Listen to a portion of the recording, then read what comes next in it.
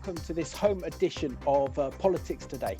And in this programme today, we'll be discussing what is known as Super Thursday, the first major elections since the general election in 2019, the first elections to be held since Brexit, and also the global pandemic COVID-19. So to make sense of Super Thursday, I'm joined by Michael McCann, who is the director of Israel-Britain Alliance, and together with Tim Dieppe from Christian Concern.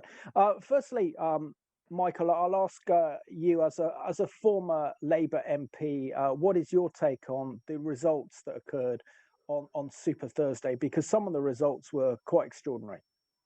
They were quite extraordinary, but I think there's a theme that ties them all together, and that is those leaders who have come through COVID-19 were given an enormous amount of support from the electorate, whether that was in Wales, England, or indeed in Scotland. And so therefore that's a connecting theme of why the incumbents were given so much support from the general public. In Scotland, the First Minister, Nicola Sturgeon, is deemed, and I say deemed because I don't agree with this assessment, to have had a good pandemic.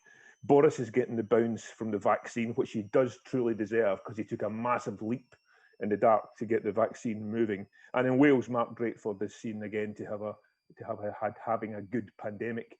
I'll defer to those who know better in terms of those who live in Wales. But that's essentially the connecting thread that runs through all the results from last Thursday, Simon. And Tim, what's your perspective on some of the results? I suppose the most surprising result of the evening was the fact that Hartlepool in the by-election went to the Conservative Party, and also that Durham County Council, which has been held by Labour for 100 years, has now fallen to the Conservative Party, and the Conservatives making major political gains in the northeast of England. Do you think that Boris is reshaping the political map, or are we just seeing, because of COVID-19 and Brexit, some very strange and different results than we would have had in previous elections? Well, I think you're right, Simon. Those are the most shocking and dramatic results. I mean, Hartlepool has been such a stronghold for Labour. Peter Mandelson's old seats are really, one of the safest seats it was at the time, and a massive swing against Labour in that seat. And I think that, I think there's an indication here. There's more than just COVID success, and it wasn't much to pick between Labour and Conservatives on COVID policy. And I think that, Brexit is a lingering factor, which I think Labour sort of ignored and thought, we can walk away from that now, and actually they put Remainer in like one of the most pro-Brexit areas of the country, which is kind of quite condescending, really, to put a Remainer into there. And I think that there's a sense in which people feel like Labour's lost its way. What does it stand for now? It doesn't seem to have a strong sense of identity, of where it's going, of vision for society. It's not got very different policies, it seems, to what the kind of things that the Conservatives are proposing. And furthermore, it looks like it's run by a bunch of metropolitan elites who are into sort of woke ideas, taking the knee, Keir Starmer apologising for visiting a church, lots of cancel culture type things. These are the kind of things that working class people don't like, and they don't want. And the idea of taking down statues and this kind of thing that Sadiq Khan's proposing in London, this is the kind of thing that's putting working class people off Labour, I think. And I think they need to recover their sense of who they are, who they're trying to represent, what the ordinary working person wants and thinks, the kind of basic, simple common sense approach to politics that working class people identify with. I don't see it so much as a pro-Conservative vote. I see it more as a sort of, swing against Labour, because what do they stand for? And I hope that they recover their sense of identity and their sense of what they're trying to achieve, because we need a strong opposition for a healthy parliament. Absolutely. Michael, I'll let you respond to Tim's comments. I thought Tim provided very good analysis of the Labour Party. I mean, this is the first big test of Labour's new leader, Keir Starmer, and it doesn't look like he's done very well. And also we see that the party really hasn't moved on from Jeremy Corbyn, as there's seems to be huge rifts in the party between the hard left and those that back Starmer and the Blairite wing of the party. Can the Labour Party survive as a party with these huge divisions, and can Keir Starmer start to deliver for the Labour Party? Well, first of all, in terms of Hartlepool, can I say I agree entirely with Tim in terms of I think the overall trends last week were that the incumbents benefited from their handling of the COVID-19 pandemic. And Hartlepool, Tim is 100% correct. I mean, if you're the leader, and Keir Starmer has to take responsibility for this, he puts a Remainer in who lost his seat, a nearby seat, Stockton North, I think, or something, who was unashamedly, voted for a second referendum when the people had already spoken. And the people at Hartlepool was something like 70% leave. I mean, that just shows that there is no sense within the what they call LOTO, L-O-T-O, the leader of the opposition's office, about the sensitivities that surround that whole issue. I've got to be honest with you, Keir Starmer was the only option for a Labour Party emerging from the Jeremy Corbyn years. Because if you remember, nobody quite knew where he was in terms of the political spectrum. Was he left? Was he right? He actually pandered to the Corbyn vote to say, I have got hard left credentials. And then, which I didn't mind, because if it gets you to the position of power, then you can change from there, then that's good politics. But the bottom line is, I still don't know what he stands for. This wokeness, the taking the knee, all this stuff that surrounds the Labour Party, it's all, as Tim has already articulated, about the metropolitan elite. And the people that look to Labour to lead, they're just baffled by the whole thing. But Boris has done something very clever. And if you'll forgive me for making a link back to Tony Blair, because Tony Blair knew for the Labour Party to succeed, he had to move it to the middle ground. And that's what Boris has done with the Conservative Party. Let me tell you, this is a true story. Tony Blair, before he became a member of Parliament and he was looking for a seat to be involved with, he was in a meeting and Dennis Skinner was there. And someone asked in the audience what his views were on capital punishment. And he thought he was in extremely safe ground when someone said, would you authorise capital punishment for example, someone who killed a police officer or someone who abused or murdered a child? Tony Blair thought he was in safe ground, saying at that time, look, there is no 100% guarantee of guilt because there was no DNA tests and all the rest of it at the time. And suddenly, and went for this, no, I'm against it because you can't guarantee you get the wrong person. Suddenly, there was an uproar from the audience. Now, a women member of the Labour Party, I'll do it. I'll pull the lever. I'll pull whatever is necessary, because he didn't understand at that time that even though people who are in traditional Labour heartlands, they've got a small c conservatism about them in terms of their opinions. And what people don't like in any circumstances is being told what to think and having a candidate imposed upon them, A, who wasn't from Hartlepool, and B, held such opposing views to the ones that they held. So I think the Labour Party have taken another drubbing last week, which could have been avoided had Keir Starmer not been so tone deaf on these very important issues. So, Tim, if we look at some of the results, for example, the results came in from 142 English councils out of 143 up for election. The Tories' net gain was 13 local authorities and 293 seats. Compare that to Labour, who lost 8 councils and 267 seats. So, I mean, the big questions now about Keir Starmer's leadership and can he lead the party to electoral success? And considering the massive majority that Boris Johnson won back in 2019, and knowing that he performed very well in these English elections, that's going to be very, very hard for Keir Starmer to achieve, even if he's able to unite the party behind him, isn't he? Well, and I noticed that Boris Johnson in the Queen's speech today is wanting to reset the sort of 5-year fixed-term Parliament Act as well, so that he can call an election sooner than the remaining 4 years that he's got or so. So that will add to the pressure for Keir Starmer there. I think that I think there's a real challenge for Keir Starmer. I think there's a lot of battles for the soul of the Labour Party going on. I think there's 2 or 3 different groups in there, from hard left to medium to sort of more moderate. I think that, yes, Michael's right. Boris has moved Conservatives more towards the centre and captured some of the ground that Labour would have traditionally sort of been more standing for here. And I think that, yes, you know, this is where politics has come to. And I'm not sure Starmer is the right person to take it forward, because I think what you need really to take a plus forward in this kind of circumstance is someone with vision. You know, it was Margaret Thatcher for the Conservatives in the 79, 80s. It was Tony Blair for Labour that revitalised it with a vision and sort of and a real sense of direction and purpose of what they were going to stand for. And like Michael said, recapturing the middle ground there a bit for Labour. I'm not sure who it is in Labour who can do this now. I don't think Keir Starmer is the person. I think like Michael says, it's not clear what he stands for. He's a bit grey, a bit like John Major in that sense. You know, nobody quite knew exactly where he was. You know, he's a politician, clear, but you know, he's not a very principled person like Thatcher and Blair in the same sense. I don't think that he can really revive it. I think they will need to find someone else. That's my view. And as for Boris, you know, great day for him, great, you know, vindication for him in some ways, but I think it was more a vote against Labour than a vote for him and a vote for the Conservatives. I still think there are issues for Boris around his integrity. I know that you've got Cummings, you know, coming up to select committee later this month, and I think that Boris lacks integrity, and I think this could trip him up, and I think we could have a new leadership of the Conservative Party before the next election. That wouldn't surprise me.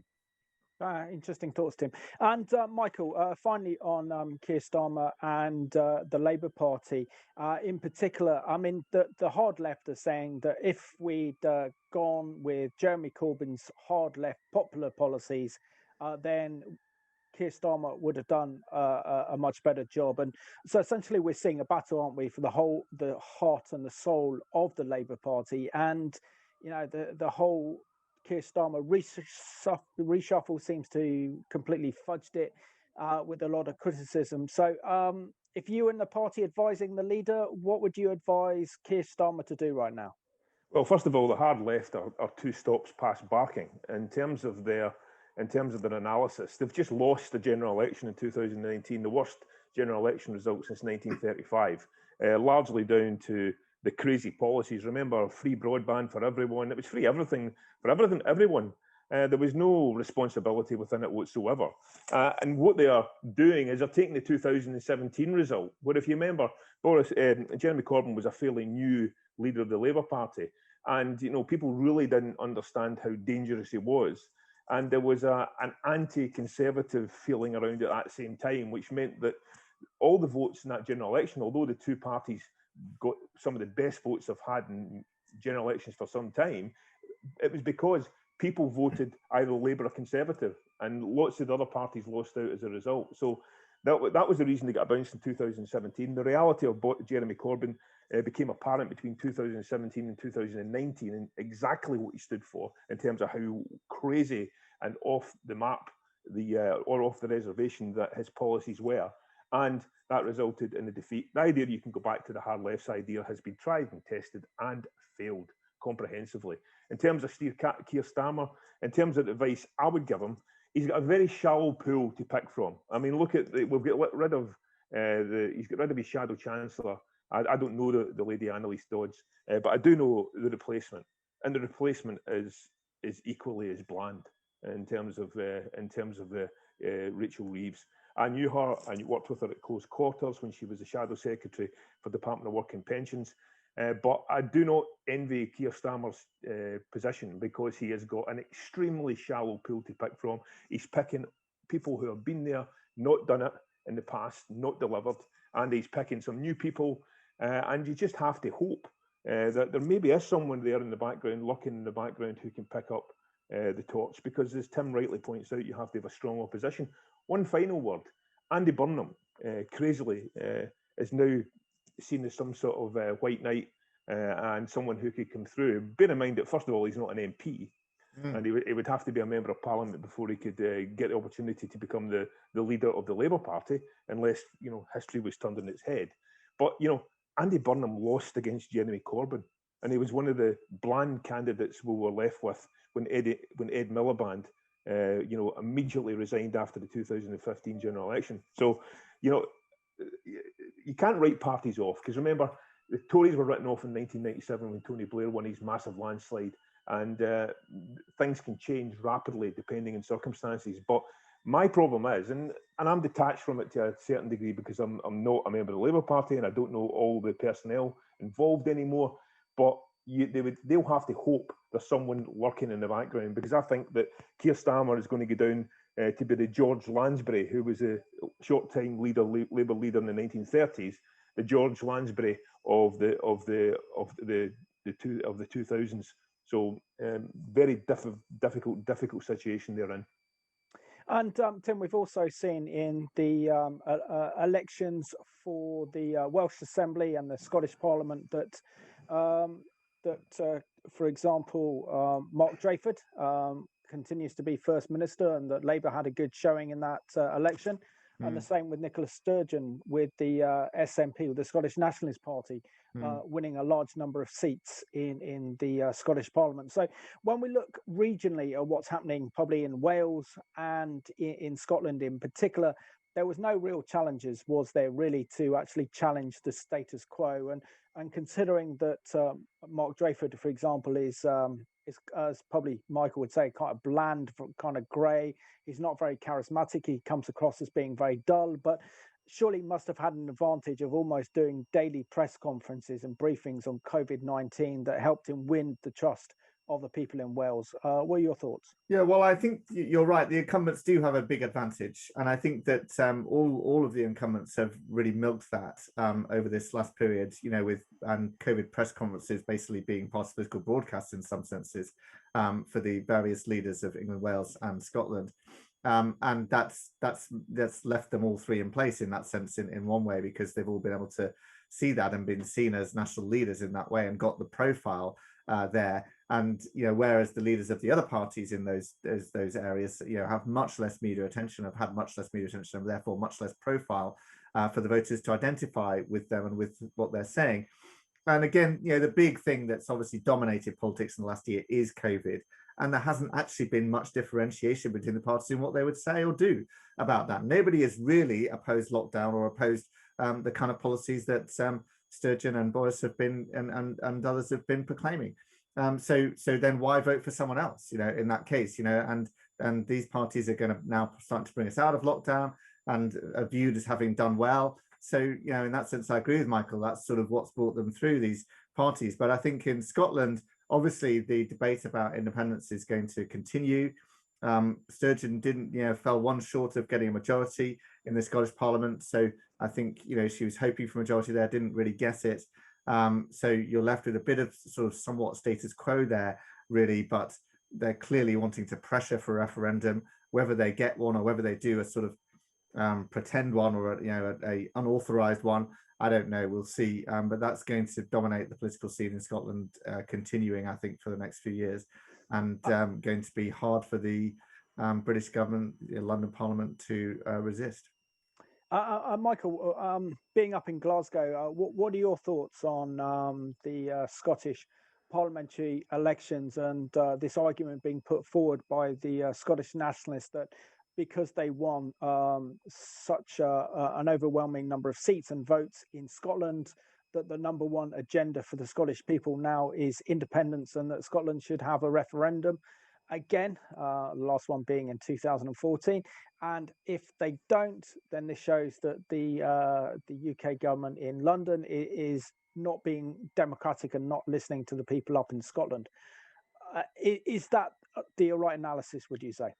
No, I think that's the wrong analysis, and I'll tell you why. I was delighted with the result last week, simply because all the projections were that Nicola Sturgeon was going to win an outright majority. And I wondered how a party who had overseen the largest number of drug deaths in Europe, who had watched Scottish education standards. Scottish education is a real high mark in terms of what we have delivered for generations. Scottish education waning in terms of its ability to deliver for children in Scotland. National Health Service money, which was benefited via the Barnett formula, not being given to the NHS. And their general mishandling of the economy, supporting business and so on and so forth. I wondered how my fellow countrymen and women could vote for such obvious inability to govern. But the reason that people vote for them is because of this obsession with independence, and there's a very much a William Wallace, Braveheart, whatever you want to call it, obsession with it among a hardcore of the population, but not a majority. And so therefore, when you look at the numbers from last week's election, consider this. When you look at all the SNP votes, it was less than a third of the total electorate. I'm talking about those that can and didn't vote last week. And bearing in mind that's important, because if there was around about a 60% turnout in the Scottish Parliament elections last week, there was an 84% turnout in the referendum in 2014. In addition to that, they didn't get a majority, even with a system which they previously got a majority from in 2011, and they did not win the popular vote. Now, let's reverse the whole concept of incumbency and how it's affected the election from a pandemic perspective. As Tim said, virtually a party political broadcast every single day for more than a year. But yet, despite all that coverage and despite all that attention, Nicola Sturgeon could not convert that into an election victory and achieving more than 50% of the popular vote. But more than that, and here there's an additional part of it, there's a huge deception taking place. You wouldn't have seen it, but much of the literature coming through the doors in Scotland for the SNP didn't even put forward the concept of a second independence referendum. Didn't put it forward. They were arguing on it, look how well I've done in the pandemic. So there's a huge deceit taking place from the SNP. Nicola Sturgeon has to say what she said over the last few days to satisfy the William Wallaces and the Braveheart Brigade within her party. But she knows that seeking it, she would absolutely have a fit if the British government turned around and says, you can have one, have it next week, and let's see how you get on. Because I think what we have seen is that it's exposed the weakness of the SNP case. But here's the problem for the unionist parties. The unionist parties don't want to be seen working together, because Labour get bashed over the head for working in the Better Together campaign with the Conservatives in 2014. In my opinion, the way forward would be this, that they recognise that until you unite your forces around a unionist agenda for the next election, until you start doing that, you can't compete with the SNP, who have got socialists and people who have a disposition to the right wing, but they want to see the right wing in an independent Scotland. So until you merge together the forces of unionism to fight for what we believe in Scotland, which is to remain part of the United Kingdom, you're never going to properly defeat them. And they will remain in power because the voting system, the first past the post element, and then the transferable vote part on the list system, that can help them, but it will also see them through, and they'll be guaranteed to be at least the biggest party in Scotland for the foreseeable future, unless unionism takes a good, long, hard look at itself. Final point, fantastic article by Andrew Neil in the Daily Express the other day, which exposed all those arguments. And that's the agenda that unionism has to face up to. And I believe that they can't wait until 6 months before the next election. They need to focus on that now. Very good points, Michael, there. Really appreciate that. We're down to less than 4 minutes of the programme. So, Tim, which is unusual that Boris Johnson won so well in the local elections, considering maybe because of COVID-19 and because of Brexit, and because he's seems to be liked by the vast majority of the population as a very colourful politician, and you can analyse that or whichever way you want. But I think the point is that usually what happens when a year in office, that the British people then decide to have an opposition vote or a protest vote. But that hasn't been the case with Boris Johnson. So how do you think he can kind of use this electoral success in the local elections to and further his political credentials going into the next general election that seems miles away from now? Yeah, I mean, as I've said a few times now on this program, I don't think it's so much a vote for the Conservatives as a vote against other parties that lack a sense of what they're really standing for. So I don't see it as a resounding endorsement for Boris or a resounding endorsement for the Conservatives at all. I don't see it that way. I think that we need to get through COVID. We need to obviously open up and see the economy recover. And that will obviously be a boost then for the incumbent party, just because the economy is obviously what dominates people's thinking very much. And people are very concerned about that and keen to get back to work and keen to see their businesses reopening. And what will happen when actually quite a lot of businesses don't reopen because they've not been able to survive the COVID restrictions that people have imposed on them and all of that. That's a real question, I think, and that's a real challenge for the government at this point to think about. And then I think we also need to capitalise on Brexit and see how that develops over the next few months and years as well. But I don't think it's necessarily going to be an easy ride for Conservatives, although I do think they've got a weak opposition, which obviously aids them. And I wish they had a stronger opposition against them, really, to hold them to account. I don't think it's necessarily going to be an easy ride for Boris going forwards, and not as easy as it feels like at this point when they've just won this, what looks like a great resounding victory. Michael, with 2 minutes to go, what are your thoughts now for Boris going forward? We know that he has a public inquiry for his wallpaper and his interior design at 10 Downing Street. But within the party themselves, the Conservatives see Boris Johnson as an election winner. So it's very unlikely they're going to get rid of him or push to get rid of him unless he kind of creates more and more scandals for himself. So what do you think the political fortunes are for Boris Johnson over the next couple of years? Well, I think those fortunes depend entirely on him. I was struck by a comment that was made by a lady on the news last week, a lady from the Northeast, and when she said, "Look, I don't give a monkeys who paid for his wallpaper as long as it wasn't me." and I think there's a general feeling that this story was really hyped up, particularly by the BBC and to a certain extent Sky News and others, to create a set of circumstances where he was tarnished, and that failed. It failed miserably. The question he has to answer is, where did the money come from? And eventually that's going to come out when the Electoral Commission do their work. And ultimately, he's been pretty confident in some of the stuff he's been saying. So I don't know if it's going to be as clear-cut as some people think. But again, I take the view that notwithstanding that he's broken into a bank and stolen it, that if the money hasn't come from the taxpayer, and I think, quite frankly, in terms of the buildings that we own as a public, and 10 Downing Street is one of them, it should come from the taxpayer, and there should be a reasonable budget set aside for refurbishments. But leaving all that part aside, I think the future is down to Boris alone. It's within his gift to take this forward and to defy all odds and to perhaps overcome the points that Tim was making earlier to get another term in government. He's going to change the Fixed Term Parliaments Act, which I always thought was a bit of a joke anyway. And quite frankly, if he does have that ability, he will pick the time, and it'll be his judgment when he goes to the public for another general election. I doubt that he'll wait for a full 5-year term. I think he'll wait until there's an apex in terms of the economic recovery, and we take it from there. And ultimately, with a weak opposition, and I prefer a strong one, but I wouldn't prefer a strong Labour Party with the current leadership and with some of the other brigands that are members of the Parliamentary Labour Party. Michael, Tim, thank you so much for being my guest on this home edition of Politics Today. Thank you. And I want to thank you all for watching this programme as we've analysed the results of Super Thursday to determine who actually won in this election, because we had the mayoral elections, we had the local council elections, we had the Welsh Assembly elections and the Scottish Parliamentary elections. So it was definitely a day for politics. So thank you for watching this home edition of Politics Today.